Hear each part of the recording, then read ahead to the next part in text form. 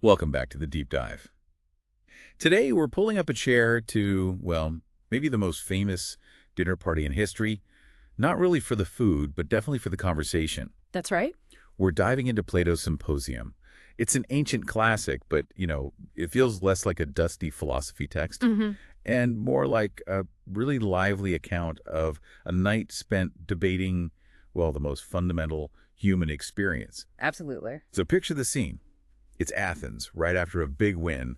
The poet Agathon is celebrating his victory in the dramatic festival. He's hosting a banquet. Right. And the night before was apparently quite the party. Yeah, so tonight, one of the guests, the physician Eryximachus, he proposes something a bit calmer. Sensible, given the circumstances. No heavy drinking this time. Instead, they'll go around the table, and each guest gives a speech praising the god love. And our source material gives us the whole account of this evening. It's actually told secondhand to our narrator, Apollodorus, Right. by someone who was actually there, a guy named Aristodemus. So our mission in this deep dive, really, is to unpack the different ideas, the different perspectives on love that each speaker puts forward. And they really do build on each other or, challenge each other in some surprising ways. It all kind of paves the path for Socrates' unique contribution. Which he learned from someone else, right? Yeah, he says he learned it from a wise woman, Diotima. So we're going to, extract the most insightful bits, see what surprising ideas pop up, and just discover where this ancient debate on love takes us. I like that, framing a debate, yeah. Not just speeches one after another. Exactly. So we'll follow the flow of the night, go speaker by speaker, explore their take on love. We'll hear the more traditional praises, a kind of scientific view, a wildly imaginative myth, a poet's perspective. It's quite a mix. And then finally, Socrates' deeply philosophical, maybe even spiritual understanding. Yeah. So get ready for some fascinating, sometimes pretty unexpected ideas about desire, beauty, and, well, what it means to truly love and be loved. Okay, so let's set the physical scene first. Aristodemus, he's heading to Agathon's party, meets Socrates on the way. Right. Aristodemus gets dressed up, but Socrates gets lost in thought and shows up late. Classic Socrates. It really emphasizes that image, doesn't it? Him just standing there having one of his, fits of abstraction. Totally detached from the party starting. Yeah, it's a small detail, but it tells you something about the man we're going to hear from later. So Aristodemus gets there alone. Party's already going.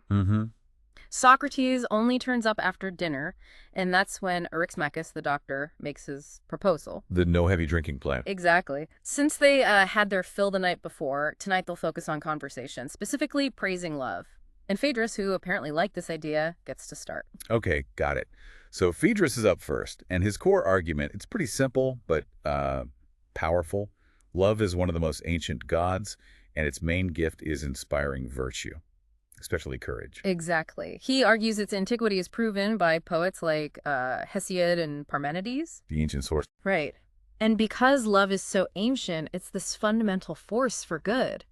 Its greatest benefit, he thinks, is instilling this sense of honor and dishonor. Meaning? Well, you're more ashamed to do something wrong in front of your beloved than, anyone else. Ah, okay.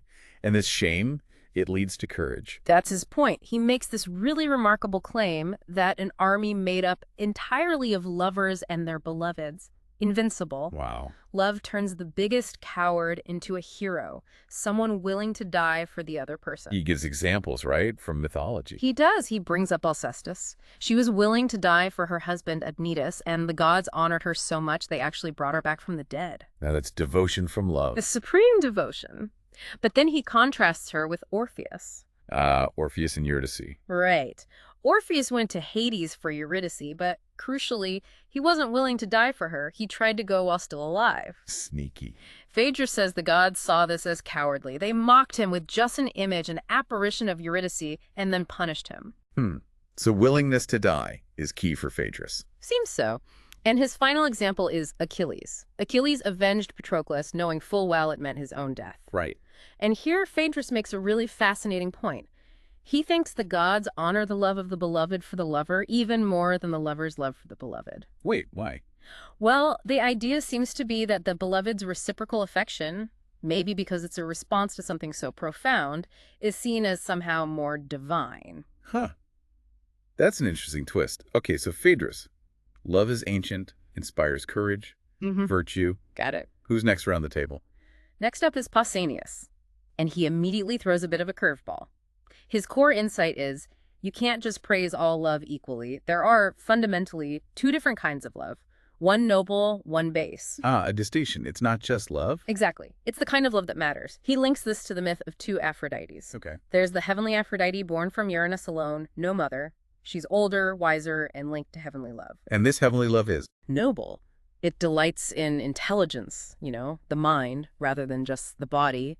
It's faithful, lacks that sort of wantonness of mere physical desire. Okay, makes sense. And the other Aphrodite. That's the common Aphrodite. Daughter of Zeus and Dione, younger, more, well, common. She represents common love. Which is? Coarser. Focused on the body. Indiscriminate, directed towards women, boys, men, anyone, really. Yeah. And it's primarily concerned with just getting something in return, not noble accomplishment. I see. So it's like how drinking isn't good or bad in itself, but depends on how you do it and why. Precisely. Pausanias applies that logic to love. Love itself isn't inherently bad, but vulgar love, the kind focused only on physical looks or immediate gain, that's disgraceful because it's fleeting. It disappears when youth fades. So what's honorable love for him? True. Honorable love is love for a noble mind or character. That lasts. He also mentions how different societies view male relationships, right? Some approve, some disapprove because of politics. He does. He notes approval in places like Boeotia, disapproval among Ionians or barbarians, linking the disapproval to political fears like the story of Harmodius and Aristoton. Athens and Sparta, he says, have complex, sort of contradictory rules. It shows it was a complicated issue even then. Yeah, definitely not simple. And he lays out this rule, which seems to reflect Athenian custom at the time. It's honorable for a beloved, the younger person usually, to yield to a lover if the whole point is virtue or wisdom, for self-improvement. But not for other reasons. Right. It's disgraceful if it's just for money or power. He argues that heavenly love, when pursued honorably, benefits both people and the whole city by promoting this mutual growth. Okay, so Phaedrus gives us love, the ancient courage inspirer. Pausanias splits love into heavenly and common. Now, Eryximachus, the physician, speaks. Yes, and he takes Pausanias' idea of two loves and just expands it dramatically. His key insight is, love isn't just a human thing. It's a universal principle. It's about attraction, balance, harmony, operating throughout the entire cosmos. Wow, okay. Not just in relationships. Not just in souls, no. He sees it in the bodies of animals, in the earth, in literally everything. It's this omnipotent deity governing the universe. And being a doctor, he applies it to medicine first. Naturally. He sees different loves or desires within the body, healthy ones to be encouraged, diseased ones to be, suppressed or managed. So the doctor's job is like managing love. Essentially, yes. Yeah. To separate the fair love from the foul love inside the body. To reconcile hostile elements, hot and cold, bitter and sweet, bring harmony. He even credits Asclepius, his ancestor, the god of medicine, with creating the art by implanting this principle of friendship and accord. He doesn't stop there, does he? He takes it further. Oh, yeah. Music next. He sees the reconciliation of opposites there, two high notes and low notes, short rhythms and long ones, creating harmony from discord. He even quotes Heraclitus. The philosopher of flux. Right. And again, he distinguishes between the heavenly muse, Urania, and the more vulgar one, Polyhymnia, echoing that noble common split. You need wisdom, circumspection when dealing with the common sort of musical love. And then he goes even bigger picture. To the seasons in astronomy. Harmonious blend, a good love between hot and cold, moist and dry, that brings health and plenty to the world. But if it's unbalanced... If wanton, unbalanced love prevails, that's when you get pestilence, disease, hoarfrost, hail, blight, all the bad stuff. Wow. So for Eryximachus, love explains everything from, digestion to the weather. Pretty much. He even brings in divination, like prophecy and sacrifices. He sees that as facilitating the right kind of connection between gods and men by preserving good love and curing the evil kind, preventing impiety. It's a fascinatingly scientific, almost ecological view of love. Very holistic. It really is. His summary is basically that love, specifically the kind directed towards the good and tempered with justice, is the most powerful force there is. It brings happiness, harmony, and makes us friends with the gods and with each other. Okay, quite a cosmic view from the doctor. Yeah. After him, we get Aristophanes, the comic poet. And his speech is definitely the most memorable, maybe. Yeah, certainly the most comic. But beneath all the humor, his core insight is actually quite profound. Love is this deep, innate human desire for a lost sense of wholeness. We're all seeking our original missing half. He starts off saying people don't appreciate love enough. Right? He says we should build temples and altars to love because love is our best friend, our helper, our healer. And then comes the myth, this incredible story about how humans used to be. Oh, it's fantastic. We weren't like we are now. Originally, there were three sexes, man, woman, and the androgen, a combination of both. And they were round. Yes, spherical beings. 4 hands, 4 feet, 2 faces looking opposite ways on one head, round bodies, and incredibly strong and fast. Sounds powerful. And arrogant. Very arrogant. So much so they tried to scale Mount Olympus and attack the gods. Uh-oh. That never ends well. Nope. Zeus considered just wiping them out with thunderbolts, but then the gods wouldn't get any sacrifices. Practical consideration. Yeah. So Zeus comes up with a different plan. He says, I'll cut them in 2. Like slicing eggs with a hair or slicing fruit for preserving weakens them and doubles the number of worshippers. Win-win for Zeus. Clever. And Apollo helped tidy up. Yeah, Apollo stitched them up, twisted their faces around to the front so they'd see the navel, basically as a reminder of what happened. And these two halves. They were just left wandering the earth, filled with this intense, desperate yearning for their other half. They'd find each other, cling together, unwilling to do anything else, almost starving to death in each other's arms. That's incredibly sad, actually. It is. So Zeus, seeing this, takes pity and invents, well, sexual intercourse. Wow. So they could get some satisfaction from their union, achieve a temporary reunion, and then get on with the business of life. And Aristophanes connects this origin story to different kinds of relationships now. Exactly. He says our modern characters and attractions depend on which original being we came from. Those from the male-female androgyne are heterosexual and maybe more prone to lust or adultery. Those from the original female seek female partners. And those from the original male. They pursue other males. Aristophanes describes these bonds as particularly strong, a pure manly affection, almost inseparable. He says these lovers, when they find each other, they can't even explain what they want from each other. It's not just sex. What was it then? He says if Hephaestus, the smith god, came to them with his tools and offered to literally melt them down and fuse them into one single being, they would leap at the chance. That's what they truly desire deep down. Wow, that image really sticks with you, the desire for the whole. It absolutely does. Love, for Aristophanes, is the desire and pursuit of the whole. He gives a warning too, right? A funny one. Yeah, a typically Aristophanic warning. If we aren't pious and respectful to the gods, Zeus might just split us again. Then we'd be hopping around with half a nose like those figures cut in relief on monuments. He even makes a joke about the Spartans cutting up the Arcadians. Right. It's playful, but it underscores the serious point beneath the myth. This pursuit of unity, of our true love, is fundamental, and we should be pious to achieve it, though he admits finding that true other half rarely happens. Okay, what a story. After that brilliant, strange myth, we get Agathon, the host, the tragic poet, the man of the hour. And he takes a different approach. He feels the others praise love's gifts too much, but didn't properly praise the god himself first. So he focuses on the nature of the god love. Exactly. His core insight is, love is the youngest, most beautiful, fairest, and best of all the gods. He lives only among youth and beauty, and he's the source of all good things and cosmic order. Youngest. Why youngest? He argues love must be the youngest because he flees old age, he lives with youth. Also, if love had been around back in the old, violent days of Iapetus and Kronos and the Titans, there wouldn't have been all those awful deeds, like castrations and bindings. Those things happened out of necessity, he says, not love. Since love arrived among the gods, there's been peace and sweetness. That's a nice thought. He describes love quite poetically, doesn't he? Oh, beautifully. Love is tender, doesn't walk on hard ground, but dwells in the softest places, hearts and souls. He's flexible, can wind his way into any character, graceful, lives among flowers, never uses force. And virtuous, too. Absolutely. Love can neither do nor suffer wrong because everyone serves him voluntarily, and where there's voluntary agreement, that's justice. He's temperate ruler of pleasures and desires. He masters them. More temperate than desire itself. Yes. He's courageous. He conquers Ares, the god of war. Aphrodite loves Ares, or maybe Ares loves Aphrodite, implying love masters even war. And wise. Supremely wise. Love is a great poet, Agathon claims, and the source of poetry in others. At the touch of him, he says, everyone becomes a poet, even if they had no music in them before. He really gives love credit for everything good. Everything. The creation of animals, the invention of all the arts, Apollo's archery and medicine, the muses' music, Hephaestus's metalwork, Athene's weaving, even Zeus's skill in governing gods and men, all inspired by love, specifically the love of beauty. Because love, for Agathon, is always concerned with beauty, never with deformity. So his conclusion. Love is the fairest and best God in himself, and the cause of the fairest and best things in others.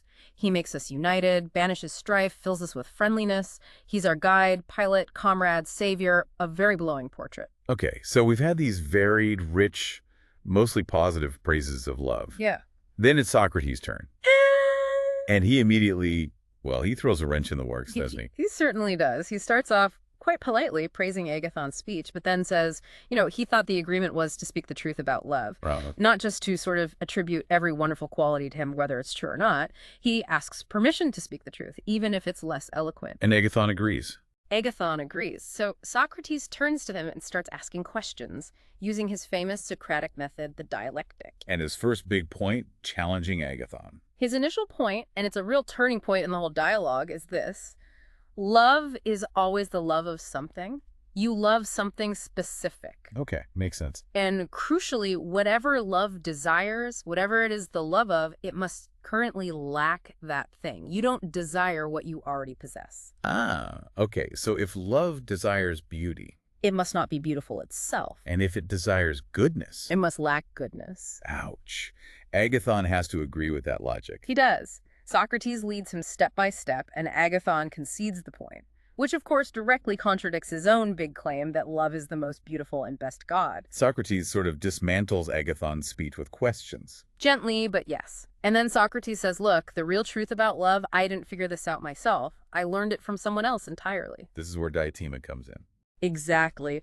Diotima, a wise woman from Mantinea, Socrates says she taught him the art of love, and she even, supposedly, helped Athens delay the plague once through her wisdom.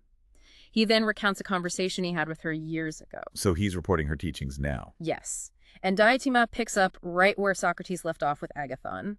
She corrects Socrates' potential next thought. Just because love isn't fair or good doesn't automatically mean he's foul or evil. Okay. So what is he then? He's in a mean, an intermediate state, like how right opinion is somewhere between true wisdom and complete ignorance. You can hold a right opinion without being able to fully explain, as if not ignorance, but it's not full knowledge either. So love is in between beautiful and ugly, good and evil. Exactly. And this leads to her next crucial point. Love is not a god. Why not? Agathon just called him the best god. Because gods, by definition, are happy and beautiful. They possess good and beautiful things already. They don't lack them. But love, as just established. Love desires goodness and beauty because love lacks them.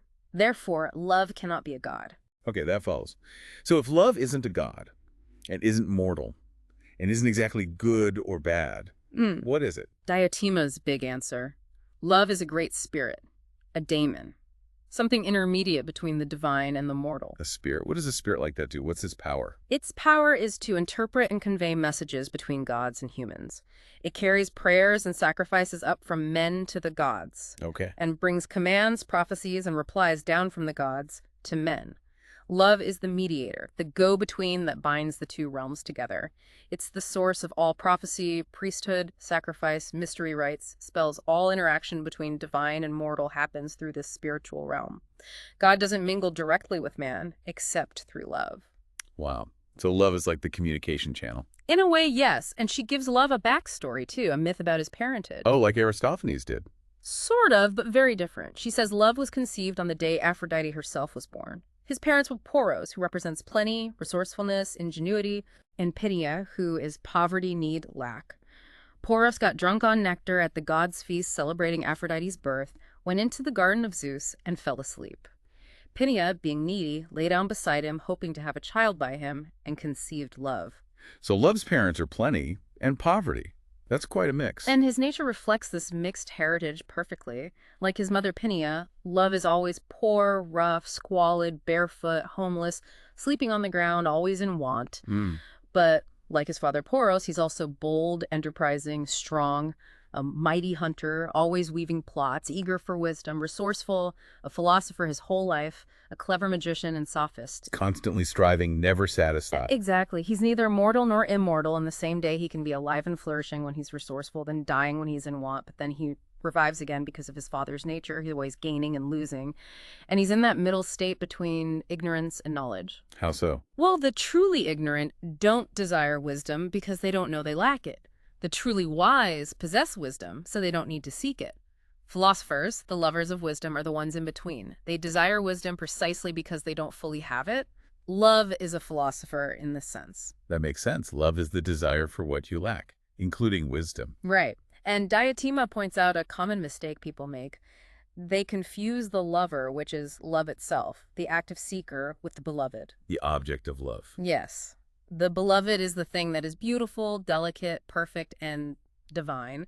But the lover, love itself, is the one doing the desiring, the striving, the seeking, reflecting that needy, resourceful nature. Okay, so love seeks the beautiful. What does the lover actually desire from the beautiful? That the beautiful may become his, that he may possess it. And what's the point of possessing beauty? What do you gain? Happiness. Because possessing beautiful things is the same as possessing good things. And everyone agrees that possessing good things makes us happy. So ultimately, what everyone desires is happiness, their own good.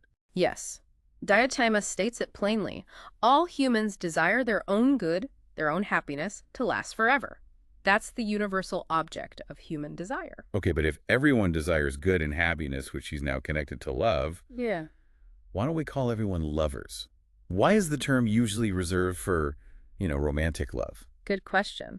She explains that the general desire for good and happiness is this broad, complex power, but the specific name love tends to get reserved for just one particular form or manifestation of that desire, usually the one directed towards seeking beauty in another person. Like how poetry means any kind of making, but we use it for verses. Exactly that analogy she uses. People pursuing good through making money, or through athletics, or through philosophy, they all desire good, they all love in that broad sense. But we don't typically call them lovers. The name gets narrowed down. I see. So love, in the common sense, is just one way this universal desire for good expresses itself. And this understanding also refines Aristophanes' myth, doesn't it? It does. Diotima subtly corrects him. She says people don't seek their other half or the whole just because it was once theirs. They only seek it if that half or whole happens to be good. We're willing to cut off our own limbs if we think they're diseased or bad for us. Ultimately, humans love nothing but the good. Okay, so this leads her to the core definition of love. Yes. Her ultimate definition, love is the love of the everlasting possession of the good. Everlasting possession.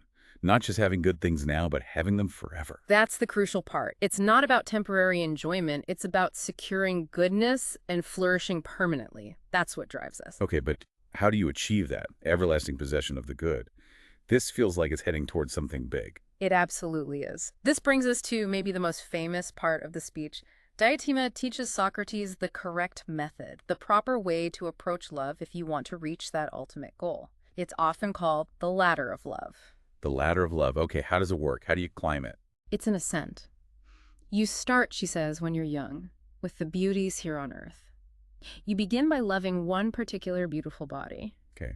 Attracted to physical beauty first. Seems normal. Right. But if you're guided correctly by true love, you soon realize that the beauty in this one body is closely related to the beauty in all other beautiful bodies. You see the commonality. So you move from loving one body to appreciating physical beauty in general. Exactly. You become a lover of all beautiful bodies and detach somewhat from the intense passion for just one, seeing that as small-minded. That's the first step up. Okay, what's the next rung? The next step is to realize that the beauty of the soul is much more valuable, more honorable than the beauty of the body. Ah, inner beauty over outer beauty. Right. So you start to love and seek out people with beautiful souls. Even if their physical appearance isn't remarkable, you're drawn to their character, their thoughts. And from loving beautiful souls, you move to loving beautiful activities and institutions, good laws, noble practices, things that cultivate virtue in souls. So you're moving from the physical to the personal character to the social or ethical realm. Precisely. The view keeps widening. The next step up is to turn towards the vast sea of beauty found in knowledge. You start to love beautiful kinds of learning, intellectual beauty, the beauty of ideas and notions. Moving into the abstract. Yes. You're no longer attached to the beauty of one particular person or practice, but you appreciate the beauty of knowledge itself. And this whole ascent, climbing this ladder step by step, is preparing you for the final stage, the ultimate goal, to arrive at the study, the understanding, the direct apprehension of absolute beauty itself. Absolute beauty. What is that? How does she describe it? She describes it as something truly breathtaking. It's eternal, everlasting. It doesn't come into being or pass away. It doesn't increase or decrease. It's not beautiful in one way and ugly in another, or beautiful at one time or place and ugly at another. It's not relative. So it's not like a beautiful object or person. No. It's not the beauty of a face or hands or any physical thing. It's not found in a particular speech or piece of knowledge or living creature or place. It is beauty absolute, existing entirely by itself in a single form forever. Oh. All other beautiful things in the world, bodies, souls, laws, knowledge, they participate in this absolute beauty. They get their beauty from it, but it itself remains unaffected by their coming to be or passing away. And contemplating this absolute beauty, that's the goal. That, Diotima says, is the life above all others that a human being should live, gazing upon beauty itself with the eye of the mind.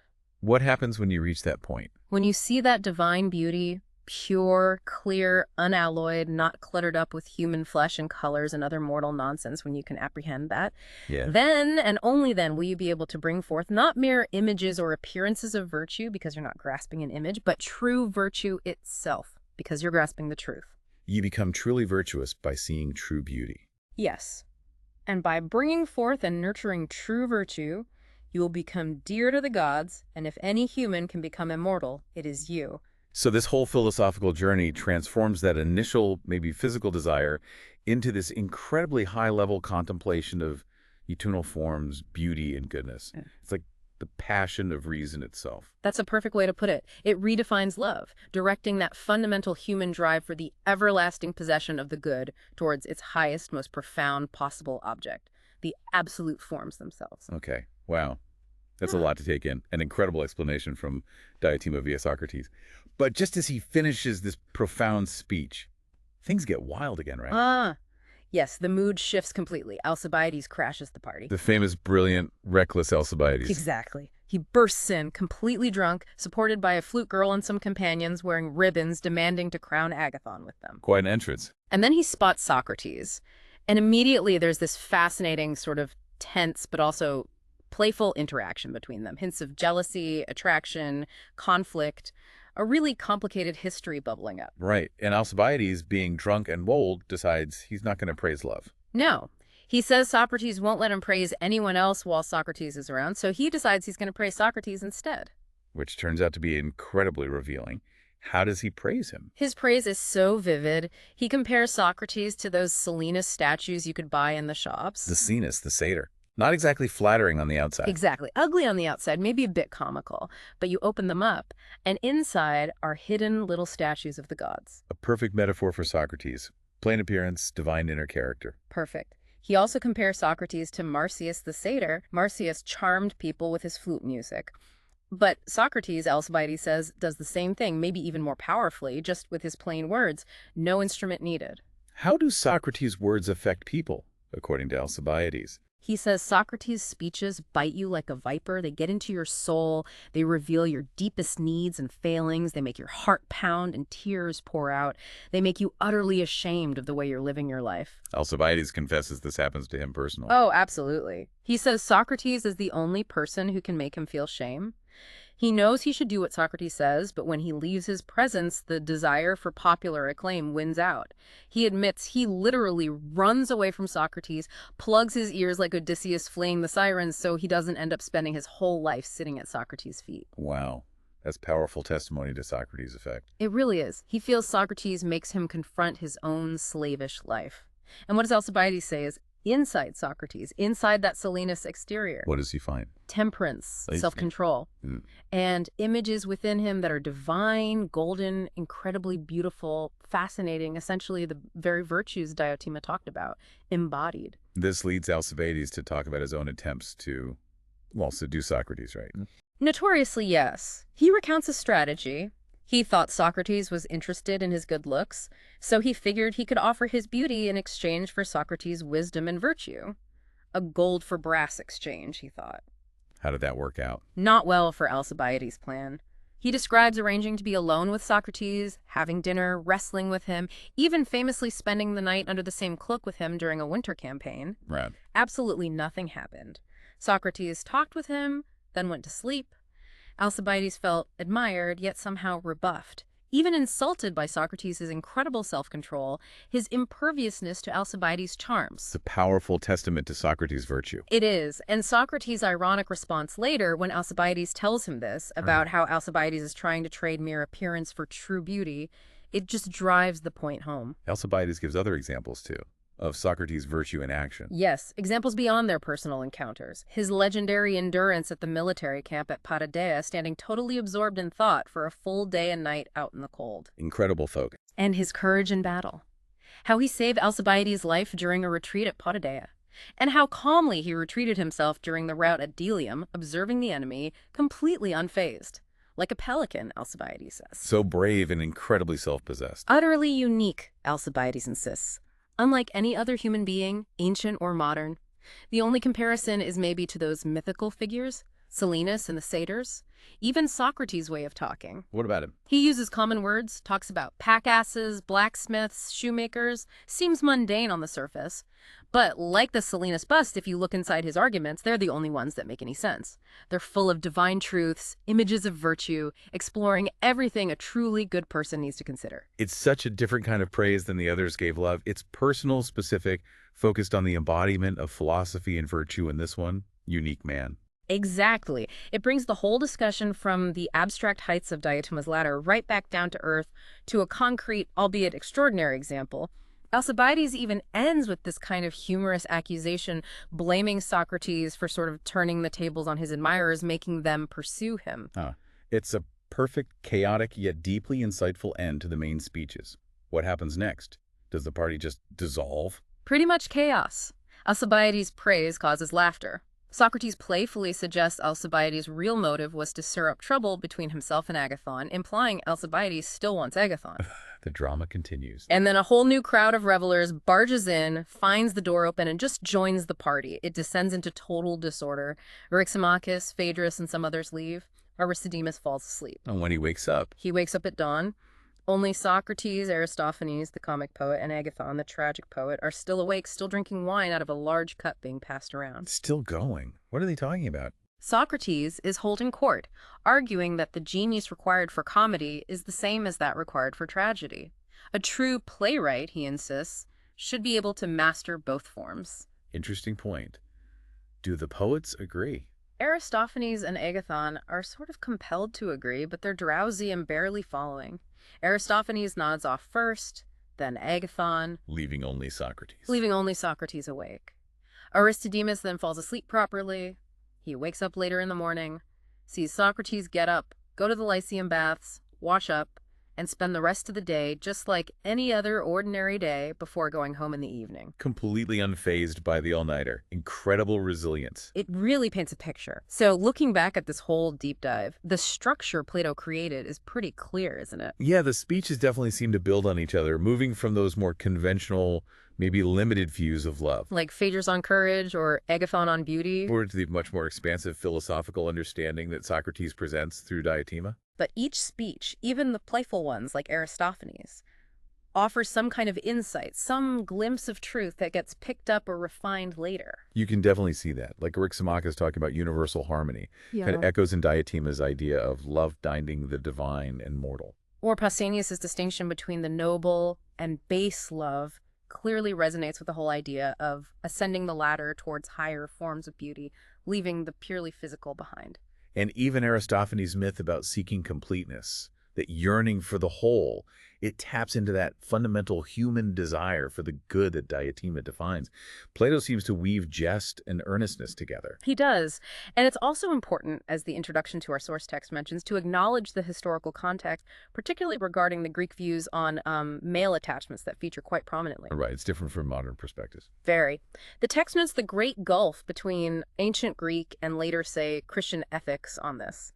Ancient views varied, and while these relationships could involve physical aspects and sometimes degenerate, they were also, in certain contexts, idealized as virtuous friendships, focused on education, mentorship, mutual improvement, like the examples given of the Theban sacred band, the army of lovers, or parents encouraging attachments for educational benefit. So it's complex. The source material urges caution against judging purely by modern standards or focusing only on scandal. Exactly. And Plato himself, especially through Socrates and Diotima, never excuses purely physical or depraved relationships. His whole argument pushes beyond the physical towards intellectual and spiritual connection. The focus is always on elevating desire. Ultimately, what Plato gives us through Diotima's ladder is this vision of love that's so much more than just physical attraction or even romantic feeling.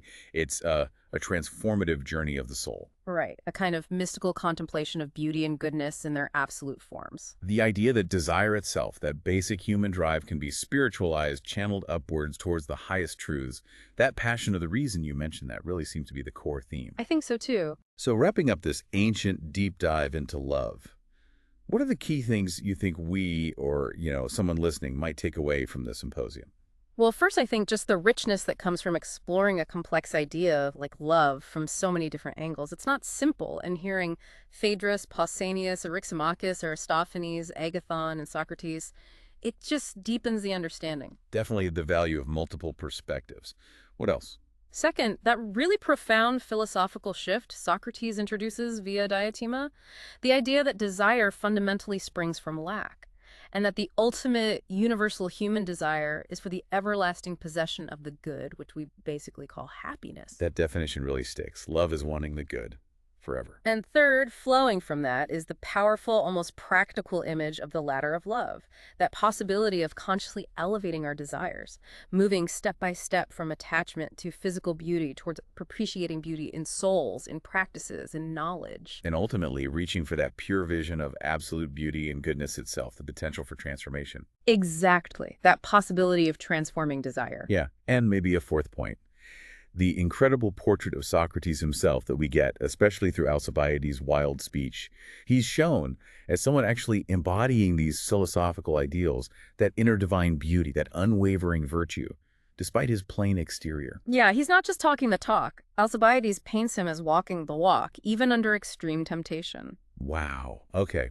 From a dinner party debate about a god to a cosmic force holding the universe together, a search for lost halves, and finally a ladder to contemplating divine beauty. That was quite the journey through Plato's Symposium. It certainly makes you think differently about the word love. It really does. And maybe a final thought to leave with. If, as this deep dive suggests, true love in its highest form is ultimately tied to this pursuit of everlasting beauty and goodness, well, it's worth considering where you see that pursuit manifesting in your own life. How so? Beyond maybe personal relationships or physical attraction, where else might you be striving for something lasting, something truly good, something beautiful in that deeper, more abstract sense Diotima describes? Where does that passion of the reason show up for you?